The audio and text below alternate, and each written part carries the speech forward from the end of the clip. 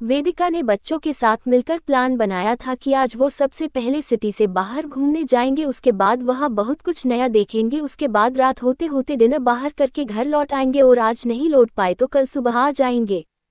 वेदिका ने नमन को भी उसकी वाइफ को भी साथ लेने को कहा तो वो लोग भी साथ में चल रहे थे। विराट को पता चला कि हमको सिटी से बाहर जाना है तो उसने सबको दूसरा ऑप्शन सुझाते हुए कहा, क्यों ना हम लोग हमारे लोनावाला वाले फार्म हाउस पे ही क्यों ना चले, वहां से खंडाला भी पास पड़ता है और ये दोनों ही जगह घूमने के पर्पज से बहुत सही है, तो अगर तुम लोग ठीक समझो तो वही चले।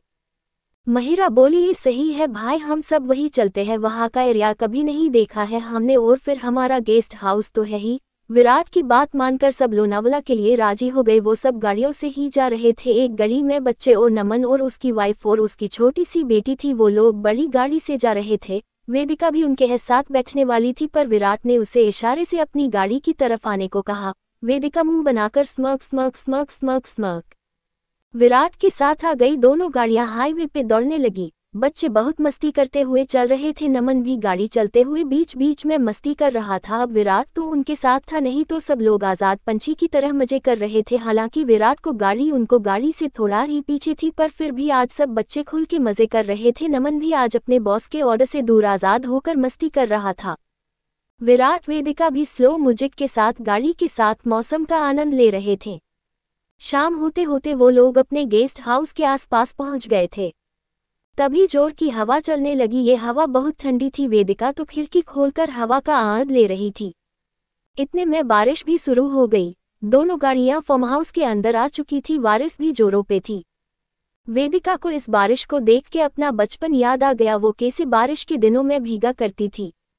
विराट बारिश को देख के अंदर से गार्ड को आवाज लगा कि अम्ब्रेला लाने को बोला।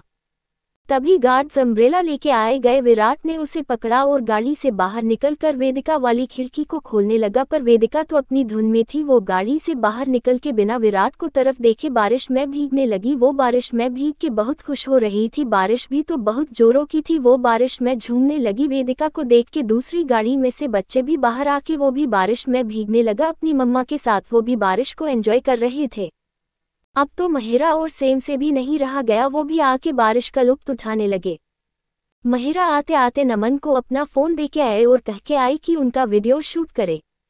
नमन और उसकी वाइफ घर के गेट के पास बनी बालकनी में खड़े हो गए थे और वहीं से सबकी वीडियो बना रहे थे।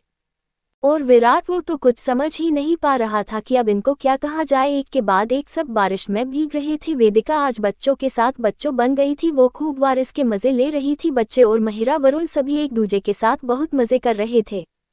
वो लोग बहुत देर तक भीगते रहे। तब विराट ने अपना अम्ब्रेला को कस के पकड़ा और वेदिका के पास जाके बोला, अब तुम्हारा बचपन खत्म हो गया हो तो अंदर चले, अपने साथ साथ सबको बीमार करोगी। विराट ने ये वाली लाइन थोड़ा गुस्सा हो के कही जिससे सभी शांत हो गए थे और सेम और बेबो दोनों तो जाके वेदिका के पीछे छिप गए थे। तभी विराट ने वहां की मेड कांताबाई को आवाज देकर बुलाया और बच्चों को अंदर ले जाने को कहा। महिरा वरुण भी मायूस होकर वेदिका को देखने लगे। वेदिका ने एक नज़र विराट को देखा और एक नज़र उन बच्चों को देखा तो वेदिका ने बिना पल गवाए अपने हाथों की हथेलियों में बारिश के पानी को भरा और बिना पल गवाए उसने विराट के चेहरे पे फेंक दिया। बच्चे वेदिका की इस हरकत पे ताली बजाकर खुश होकर चिल्लाने लगे। महिरा वरुण भी दोनों नजरें चुरा के हंस रहे थे। इतने में विराट गुस्से से चिल्ला के बोला, व्हाट द हेल वेदिका। तो वेदिका बोली, गरम लोहे पे ठंडा पानी, tears of Joy, tears of Joy, tears of Joy, tears of Joy.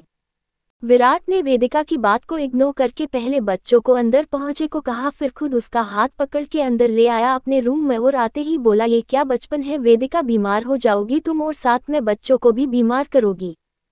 पर वेदिका तो उसकी बातों से बेखर कमरे के बाहर की छत को चारों तरफ से घिरी हुई थी और छत पे लगे झूले को देख रही थी।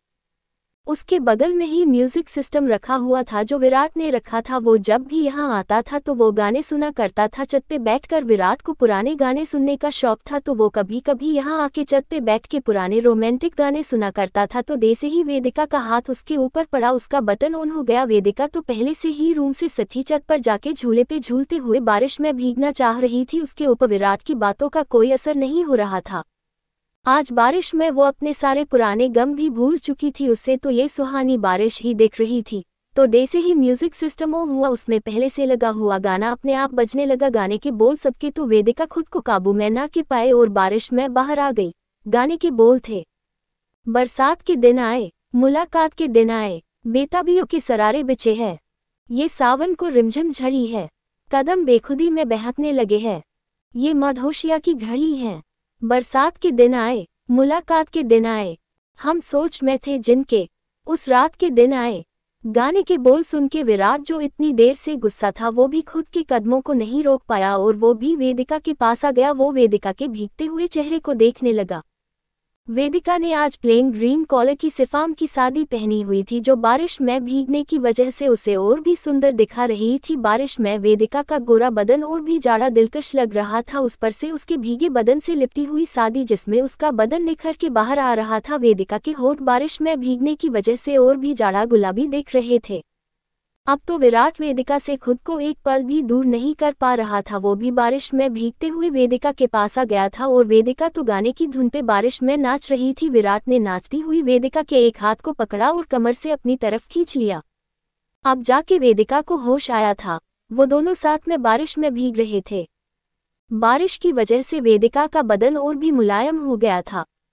विराट ने वेदिका को हल्का सा अपने और करीब खींच और अपने दोनों हाथों से उसकी कमर को पकड़कर उसके मुंह के पास जाके उसके माथे पे किस कर दिया। वेदिका इससे शर्मा गई। वो विराट की गिरफ्त से बाहर होने हुई लेकिन विराट के स्ट्रॉन्ग डोले शोले के आगे वेदिका कुछ ना कर पाई। तभी विराट ने अपना एक हाथ उसके सर के पीछे की तरफ ले जाकर उसका मुंह अपने मुंह के पास ले आया। सब दोनों की सांसें एक दूसरे से टकरा रही थी। वेदिका की सांसें घबराहट से ऊपर नीचे हो रही थी। वेदिका कुछ कहती उससे पहले ही विराट ने थोड़ा सा अपना सर झुका के अपने होंठ वेदिका के नर्म नर्म गुलाबी होंठ के ऊपर रख दिए। विराट और वेदिका दोनों की सांसें एक हो रही थी। दूसरी तरफ गाने की लाइन भी उनके हिसाब से ही चल रही थी। बरसात के दिन आए, बरसात के दिन आए, जलते रहे हम ख्यालों के लहू से। सही हमने बरसों जुदाई, छम छम बरसती सुहानी घटा ने अजब सी आग में लगाए। बरसात के दिन आए, मुलाकात के दिन आए, हम सोच में थे जिसके, उस रात के दिन आए। ना तुम होश में हो, ना हम होश में हैं। बहक जाए ना तुम, संभालो हमें। गुजारिश यही है तमन्नाओं की, सनम बाजुओं में उठा लो हमें। बरसात के दिन आए, बरसात के दिन आए, धुआं सा उठे कहीं जिस्म से, कहो बादलों से बरसते रहे। सह जाए ना ये जुदाई का गम, कहो बादलों से बरसते रहे। बरसात के दिन आए, मुलाकात के दिन आए। एक तरफ जो गाने के बोल थे उसी हिसाब से विराट वेदिका बरसात में भीगते रहे और ये बरसात कब उनके प्यार की बारिश बन गई दोनों को पता ही ना चला। दोनों की बारिश के नशे में चूर होकर सब कुछ भूल के खुद में खोकर भीग रहे थे। तभी विराट वेदिका को छत के साइड में लगे बड़े से झूले के पास गोद में उठाकर ले गया था। ये झूला एक तरह का सोफा बेड से हट में कन्वर्ट होने वाला था। तो जैसे ही विराट ने वेदिका को उसके अंदर ले जाके के बिठाया उसने अपनी बाजुओं में से वेदिका को उठाकर सोफा टाइप के बेड पे लिटा दिया और ऊपर से उसे हट में चेंज कर दिया था जिससे दोनों अब उस छत के नीचे ढके हुए थे। विराट वेदिका के अंदर की बारिश अभी तक ऐसे ही बरस रही थी। बाहर तेज बारिश हो रही थी, अंदर विराट वेदिका दोनों खुद में खो रहे थे। आज विराट बहुत ही जाड़ा प्यार के साथ वेदिका को प्यार के रहा था। वेदिका भी उसके प्यार को महसूस कर रही थी। बाहर बहुत ठंड थी लेकिन अंदर दोनों की गर्म सांसें की वजह से बहुत गर्म माहौल था। दोनों एक दूसरे को जी भरकर प्यार से रहे थे और प्यार करते करते कब वो वहीं सो गए पता नहीं लगा उन्हें। सुबह 4 बजे के आसपास वेदिका को जब ठंड लगी तब वो उठी और उसने विराट को उठाया और रूम में जाने के लिए कहने लगी। तो कैसा लगा आज का पाठ?